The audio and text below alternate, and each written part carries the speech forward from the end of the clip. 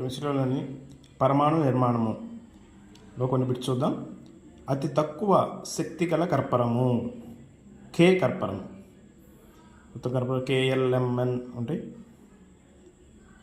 అతి తక్కువ శక్తి గల కర్పరం కే. ప్రోటాన్లు మరియు న్యూట్రాన్లను కలిపి న్యూక్లియాన్లు అంటారు. అజిముతుల్ క్వాంటం సంఖ్యను ఎల్తో సూచిస్తారు.